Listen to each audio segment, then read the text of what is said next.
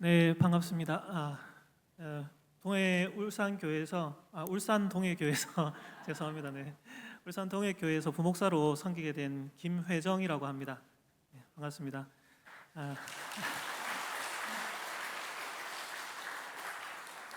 예, 이렇게 또 교회를 섬길 수 있게 또 하나님께서 불러주셔서 또 기회를 주셔서 또 감사하고 어, 예, 하나님께서 또 두신 자리라 생각하고 열심히 또 최선을 다해서 교회를 잘 세워가도록 성도님들 섬기도록 그렇게 노력하겠습니다.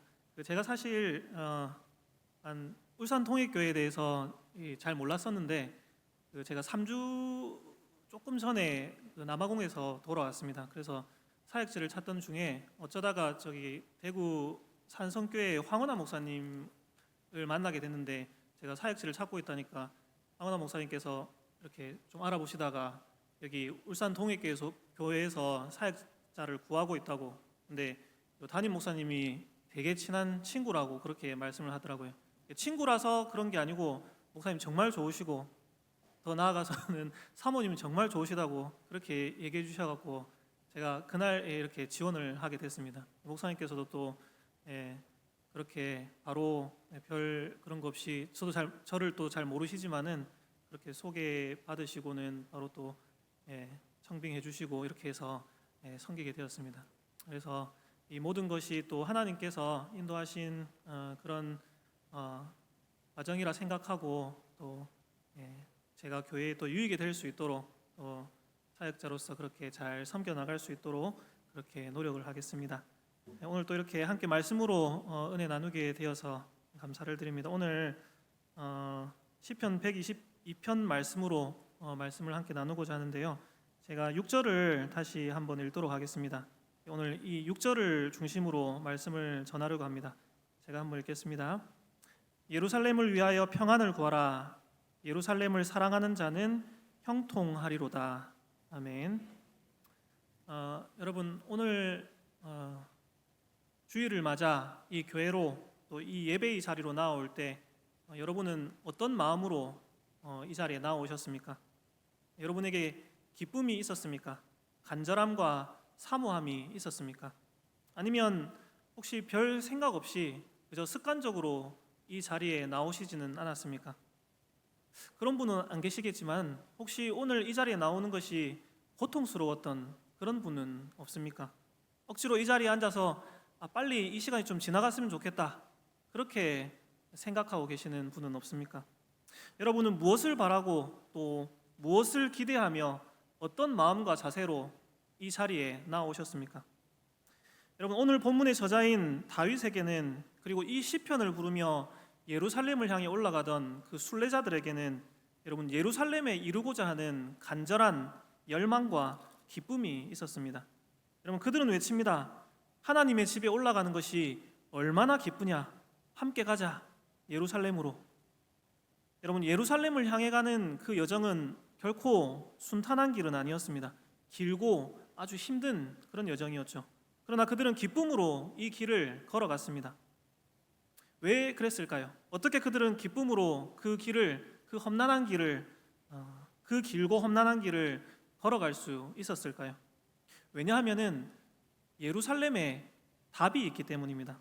바로 그곳에 참된 평화, 참된 평안이 있기 때문입니다. 여러분 오늘 이 예루살렘의 평안에 대해 함께 생각해 보고자 합니다. 오늘 시편 본문의 기초에서 먼저는 이 예루살렘의 평안이 무엇을 의미하는지, 그리고 두 번째로 이 예루살렘의 평안을 위해 우리에게 맡겨진 책임은 어떤 것인지 이 순서로 한번 생각해 보고자 합니다. 첫 번째로 여러분 예루살렘의 평안이 의미하는 것이 무엇일까요? 이 122편은 다윗의 시편입니다. 그리고 성전을 향해 가는 순례자들이 불렀던 노래들 가운데 하나죠. 성경에 보면은 시편 120편부터 134편에 성전에 올라가는 노래라는 표제가 붙어 있습니다. 그런 이 시편 122편도 이 성전에 올라갈 때 불렀던 노래들 가운데 하나였죠. 여러분 출애굽기를 보면은 하나님께서 이스라엘의 모든 남자들이 1년에 세 차례 절기 때마다 이 세 차례 절기는 6월절, 7.7절 그리고 초막절이었죠. 다른 말도 있지만 대표적으로는 이렇게 부릅니다. 하나님 앞에 나오도록 그렇게 명령을 하셨습니다. 다윗이 왕이 되었을 때 그는 하나님의 언약궤를 예루살렘으로 옮겨왔습니다. 그리고 그의 아들인 솔로몬의 시대에 이 예루살렘에 하나님의 성전이 건축되었습니다. 그러므로 그때부터 이스라엘의 모든 지파의 남자들에게 명령되었지만 사실은 온 가족이 이 세 차례의 절기 때마다 예루살렘으로 올라가야 했습니다. 여러분, 이 규례를 따라 순례자들은 예루살렘을 향해 올라가면서 예루살렘의 평안에 대해 노래했습니다. 그렇다면 그들이 노래한 이 예루살렘의 평화, 이 평안은 무엇을 의미하는 것일까요? 여러분, 예루살렘은 지형적으로 골짜기로 둘러싸인 높은 지형에 위치한 일종의 천혜의 요새였습니다. 그래서 다윗이 왕이 되었을 때 그는 이 예루살렘을 정복해서 이곳을 수도로 삼았고 이 성을 더욱 강력한 요새로 만들었죠. 이처럼 강하고 견고한 성 안에 거한다면 그 안에 있는 자들은 평화와 안식을 누릴 수도 있을 것입니다. 그러나 여러분, 오늘 이 시편이 노래하는 평화는 여러분 예루살렘 성이 가진 어떤 요새로서의 강함 때문이 아닙니다. 여러분, 예루살렘에 무엇이 있습니까? 순례자들은 무엇 때문에 예루살렘을 향하여 가는 것입니까? 바로 거기에 하나님의 성전이 있고 하나님의 보좌인 언약궤가 있기 때문입니다. 즉 바로 거기에 하나님이 계시기 때문입니다. 지금 이 시편에서 노래하는 예루살렘의 평화는 바로 여기에 기인하는 것입니다. 여러분, 평안, 평화 이렇게 말할 때 그것이 무엇일까요? 경제적으로 궁핍한 자들이 여러분 돈을 많이 벌고 부자가 되면 그것이 평안입니까? 아니면 아프고 병든 자들이 건강하게 되어서 건강한 삶을 누리면 여러분 그것이 평안일까요? 성경에서 이 평안, 평화라는 단어는 히브리어로 말하면 샬롬이라는 단어입니다. 그리고 이 단어는 궁극적으로는 하나님과 죄인들 사이에 깨어진 관계가 회복되는 것을 의미합니다. 여러분, 우리 삶에는 여러 가지 문제와 어려움들이 있죠. 육신의 질병, 경제적인 궁핍함, 사람들 사이의 어떤 관계의 문제, 예상치 못했던 사건, 사고들이 닥치기도 합니다. 그러나 사실 이 모든 것들은 하나님께서 처음 세상을 창조하시고 사람을 창조하셨을 때의 모습은 아닙니다. 이 세상에서 우리가 당하는 그 모든 비참함들, 질병과 다툼, 자연재해, 슬픔과 고통, 이 모든 문제들의 뿌리에는 무엇이 있냐면 죄가 있습니다. 그리고 이 죄로 인한 하나님과의 관계에 깨어짐이 있습니다. 여러분, 처음에 사람은 에덴 동산에서 하나님과 함께 있었죠. 그리고 그때에는 이런 문제들이 없었습니다. 그곳에서 사람은 하나님 안에서 온전한 기쁨과 온전한 평안을 누렸습니다. 그러나 죄를 범하고 타락한 사람들은 어떻게 되었습니까? 그곳에서 추방되었죠. 하나님과 사람 사이의 관계가 깨어지고 단절된 것입니다. 이제 사람은 부끄러움을 느끼고 자신을 하나님 앞에서 숨겨야 했고 거짓과 핑계로 자신들의 죄를 가리기에 급급하게 되었습니다. 고통 가운데 힘겹게 싸우고 투쟁하며 살아가게 되었고 남을 미워하고 시기하며 살인하는 자들이 되었습니다. 여러분, 이 죄와 타락은 하나님과 사람 사이의 관계를 끊어버렸으며 바로 그로부터 이 세상의 모든 문제들, 슬픔과 고통과 시기와 분쟁, 그 모든 비참함의 문제들이 나온 것입니다. 여러분, 하나님과의 깨어진 관계가 이 모든 문제들의 근원입니다. 그렇다면 반대로 이 모든 문제들의 해결책은 무엇입니까? 여러분, 구원의 길은 어디에 있습니까? 바로 하나님과의 관계가 다시 회복되는 데 있습니다. 다시 하나님과 함께하고 하나님 안에 거하는 것, 여러분 이것이 구원이고 생명입니다. 여러분, 바로 이것을 위해 구약시대에 하나님께서 세워주신 것이 있는데 그것이 바로 성막이고 성전인 것이죠. 출애굽기 29장 43절에 보면 이렇게 말합니다. 내가 거기서 이스라엘 자손을 만나리니 내 영광으로 말미암아 회막이 거룩하게 될지라. 레위기서 26장 11절 11절을 보면 내가 내 성막을 너희 중에 세우리니 내 마음이 너희를 싫어하지 아니할 것이며 나는 너희 중에 행하여 너희의 하나님이 되고 너희는 내 백성이 될 것이니라. 그렇다면 여러분, 어떻게 이 성막, 성전에서 하나님과 사람 사이의 그 깨어진 관계가 다시금 회복되는 것입니까? 이 성막에서 무슨 일이 일어나는 것입니까? 여러분, 이 성막에서는 바로 죄인들을 깨끗게 하는 속죄의 제사가 드려집니다. 하나님과 죄인들 사이를 중재하는 제사장의 섬김이 있습니다. 그리고 이 모든 것들은 사실 궁극적으로는 하나님과 사람 사이에 완전한 중보자가 되실 그 예수님의 십자가에서의 희생 제사를 예표하는 것들입니다. 그러니 이 성막에서 속죄의 제사가 드려지는 것은 곧 장차 이루어질 그 그리스도를 통한 구원의 복음, 평화의 복음이 선포되는 것입니다. 여러분, 바로 이것이 예루살렘에서 일어나는 일입니다. 여러분, 하나님의 백성들이 모두 함께 예루살렘을 향하여 올라갑니다. 그들의 삶 가운데는 여러 가지 문제가 있고 어려움이 있고 고통과 고난이 있고 그곳을 향하여 가는 여정은 거칠고 힘든 것이지만 그럼에도 불구하고 그들에게는 기쁨이 있습니다. 왜냐하면 바로 그곳에 답이 있기 때문입니다. 바로 그곳에서 하나님과의 평화를 이루는 그리스도의 복음이 선포되기 때문입니다. 여러분, 그곳에서 하나님께서 그들을 만나 주십니다. 깨어진 관계가 회복되고 죄의 문제들이 해결됩니다. 그곳에서 하나님의 백성들은 참된 안식과 평화를 누립니다. 모두 함께 하나님의 구원의 은혜에 감사하며 그분의 크신 이름을 찬양합니다. 여러분, 바로 이것이 예루살렘에서 일어나는 일입니다. 예루살렘은 그저 강한 요새가 아니라 하나님의 모든 백성들이 함께 모여 구원의 복음을 보고 듣고 경험하는 곳입니다. 그러므로 하나님께서 주시는 참된 평안을 함께 누리고 한 목소리로 하나님을 찬양하는 곳입니다. 사랑하는 여러분, 구약의 이 예루살렘은 바로 오늘 이 시대의 교회입니다. 하나님의 백성들이 이 세상에서의 6일간의 그 험난한 순례길을 지나 이 자리에 함께 모입니다. 이곳에서 모두가 함께 그리스도를 통한 구원의 복음, 평화의 복음을 보고 듣고 경험하고 하나님께서 주시는 그 참된 평안을 누립니다. 하나님의 백성들이 한 목소리로 하나님의 크신 이름을 찬양합니다. 여러분, 이것이 바로 지금 이 예배의 자리에서 일어나고 있는 일입니다. 여러분, 이 죄악된 세상에는 그 세상 가운데서 우리의 삶에는 여러 가지 문제와 고통이 있습니다. 어려움들이 있습니다. 거기에 대해 세상은 여러 가지 답들을 내놓죠. 그러나 여러분, 진정한 답은 오직 하나님께 있습니다. 구원의 복음이 선포되는 이 교회에, 이 예배의 자리에 진정한 답이 있습니다. 우리는 바로 이 교회에서, 이 예배의 자리에서 참된 평화에 대한 하나님의 대답을 듣습니다. 우리 주 예수님을 통한 구원의 복음을 듣습니다. 여러분, 이곳에서 하나님께서 우리를 만나 주십니다.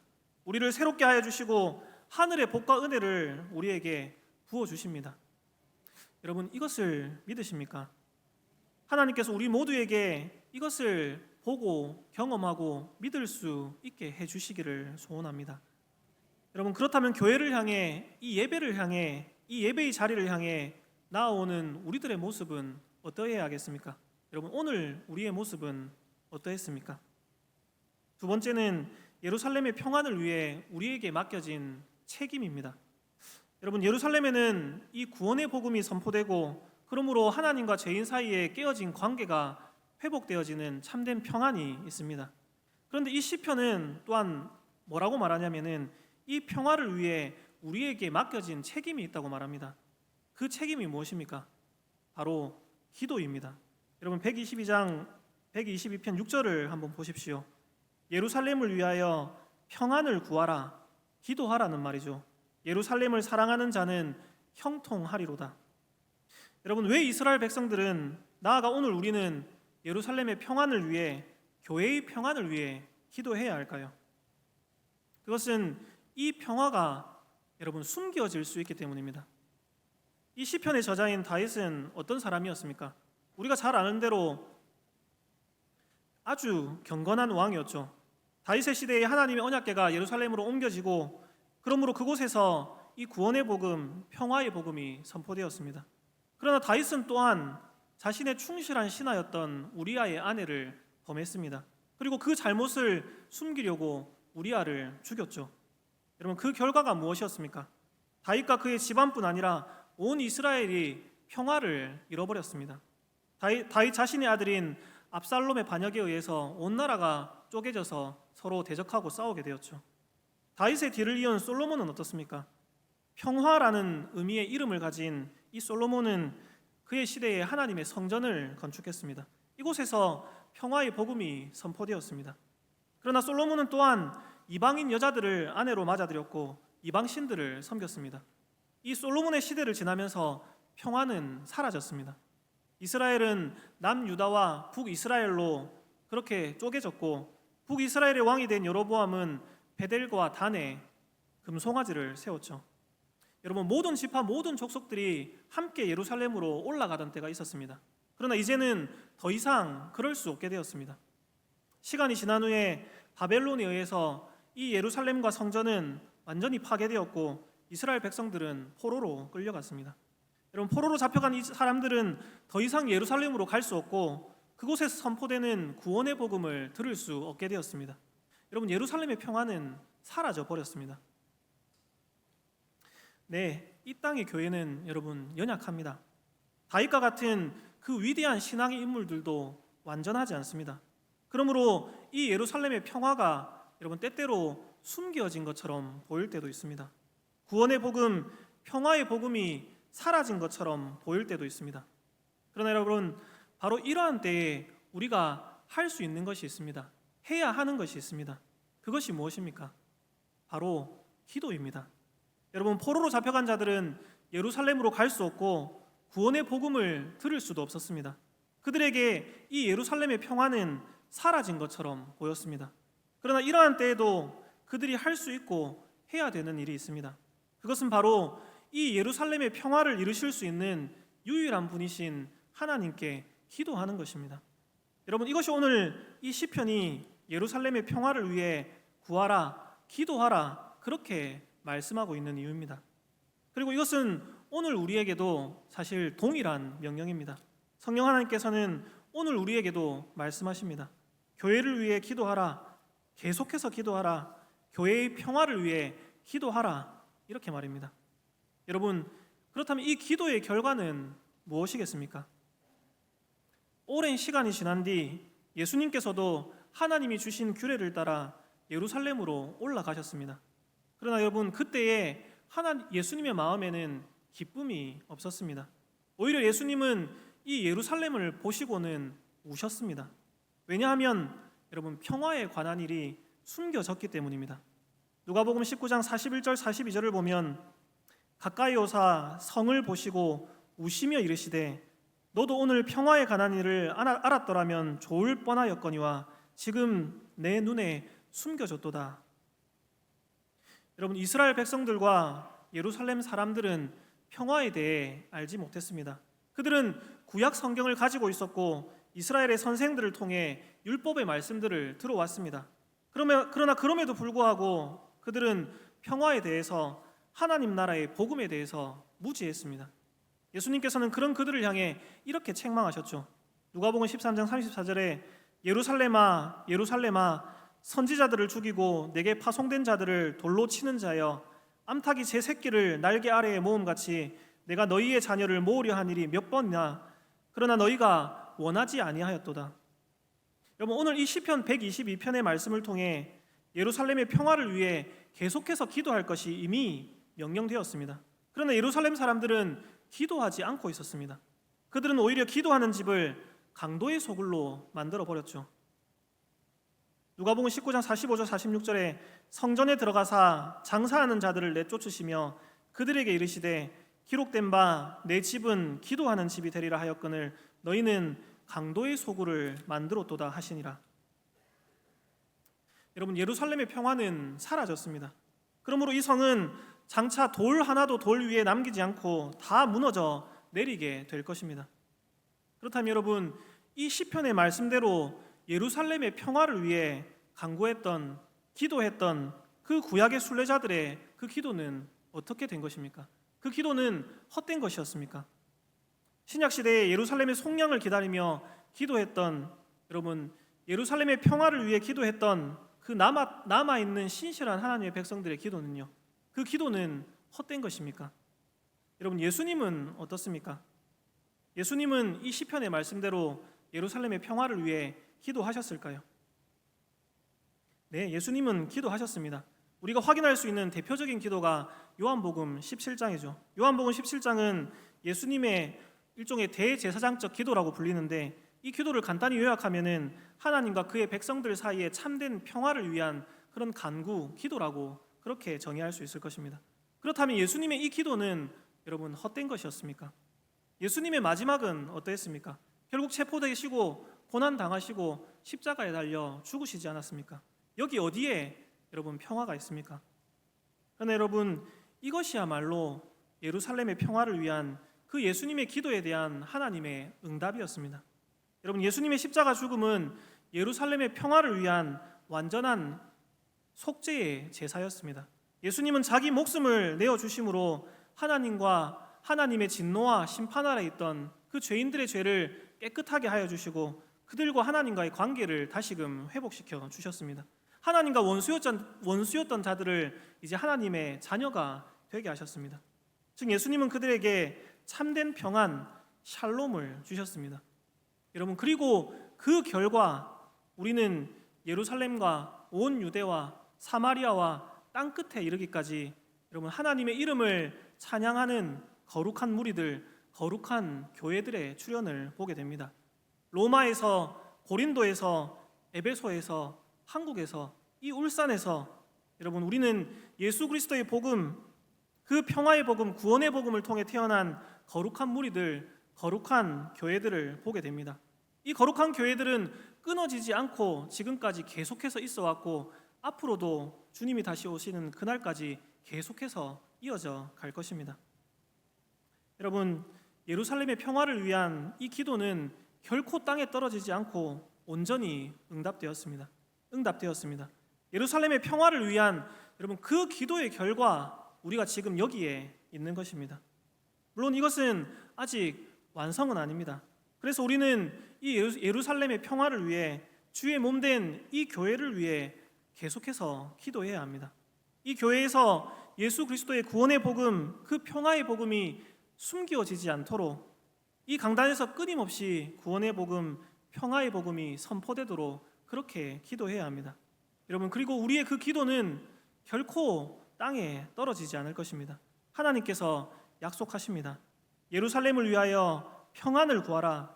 예루살렘을 사랑하는 자는 형통하리로다. 그렇다면 여러분, 우리는 어떻습니까? 우리는 예루살렘의 평화를 위하여, 주의 몸된 이 교회를 위하여 여러분 계속해서 기도하고 있습니까?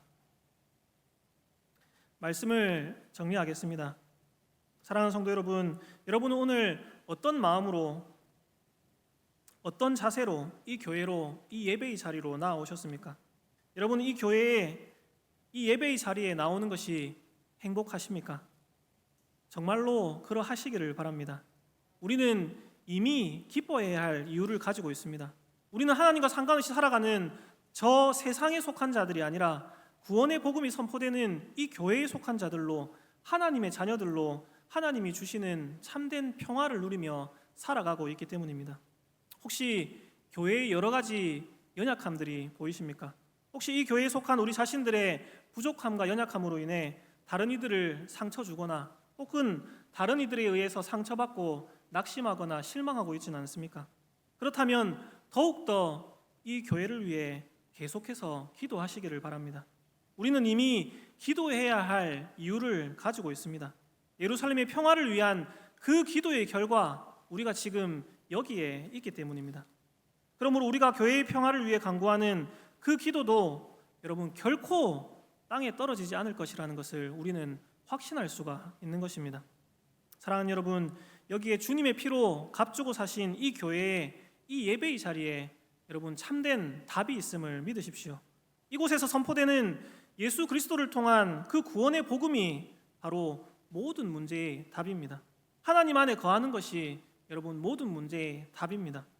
기쁨으로 이 자리로 나와서 하나님이 주시는 그 답을 얻고 하나님 안에서 참된 평화를 누리며 계속해서 그 평화를 위해 기도하는 그런 울산 동해교회 모든 성도님들 다 되시기를 주님의 이름으로 소망합니다.